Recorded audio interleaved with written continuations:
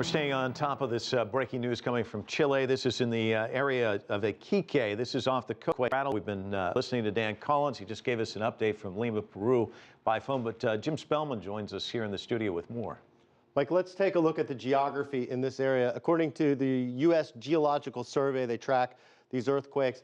The epicenter is here. That's about 62 miles northwest of Iquique right here. That's a town of about 180,000 people. They have a beachfront with effectively no seawall and a downtown that is on a small peninsula that goes out there. Very little protection there. There's also a town to the north called Arica of about 190,000 people. They feel that the main emphasis of the tsunami, if it materializes, would be more towards the south. So look for Iquique to be the most impacted. This is a large tectonic plate in here called the Nazca plate. On the border, it is pushed up against the South American plate. So it's really common in here to have earthquakes. You get the most amount of pressure right here where you see Peru and Chile come together as the coastline comes together. That's where the pressure is maximized. The early reports, very spotty, of about a 2-meter high potential out in the middle line, or 506 miles, 100 miles an hour.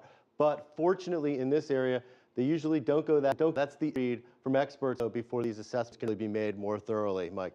All right, and I think we have some more video that has just come in. I want to see if we can take a look at this. We've been looking at some of the video that we've been getting from Chile, and this is from a picture from social media, from Twitter. Can't really make out much from this, but we did see some cars moving around during Dan Collins' phone report with us earlier. Obviously, this has to give a lot of the people the jitters. Here is some of the shaking aftermath of the earthquake as it's going on. Obviously, the camera itself moving as we see the earthquake as it unravels there in Chile. Not sure exactly where this video is emanating from, but as you can tell, it's obviously the shaker goes on for a significant amount of time. Grew up in Southern California where we went through earthquakes quite a bit, and it's very unnerving. Normally, though, a lot of these quakes just come in, boom, and it's over, and then you have to worry about aftershocks as well. And Mike, the geography here is really similar to California, where you have fault lines that parallel the coast. 3 earthquake here in the northern part of Peru. So they're used to having earthquakes like that. But when you get up to the 8.0-ish range on the Richter scale, that's far different beast from a 6 or certainly anything 4 or the 5 that you may find in California. Yeah, and the Hamburgos, the intensity is just incredible. Elaine's in the newsroom as well with an update from there. Elaine, what can you tell us? That's right, Mike. We are getting some new information right now from the National Tsunami Warning Center as well as the Pacific Tsunami Warning Center, and they are confirming that a tsunami has been generated that could potentially impact the area of Pisagua. The maximum height was 2 meters by a maximum height is above the tide level at the time of measurement. They confirm that a tsunami has been generated.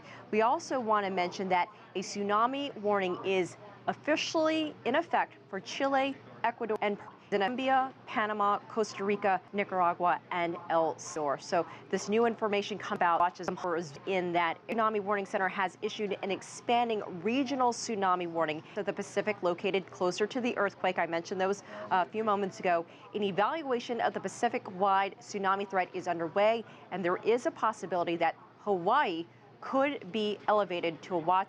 So again, some warning and the Latin American, western coast of Latin America. Mike. All right, Elaine, thanks so much. And again, we're looking at images that are coming in from Chile. If we can go back to them, this is just basically, you see a lot of vehicles moving. Obviously, people very concerned something like this happens. You want to get out of the area, but there's not a lot of places you can go, especially when you look at the terrain, as you were pointing out, Jim. I mean, this is a wide expanse that they're talking about that Elaine just went over in terms of the tsunami warning and watches. And only 62 miles to the northwest of Iquique, much closer here. And what happens with this V-shaped formation right here is essentially it amplifies the effect of any tsunami as you go up the coast here. It's sort of, the energy is kind of trapped in this almost open V shape. And as I mentioned, very little protection in these coastal areas. I'm afraid we're going to have to leave it there. We've run out of time, but Biz Asia America comes up next.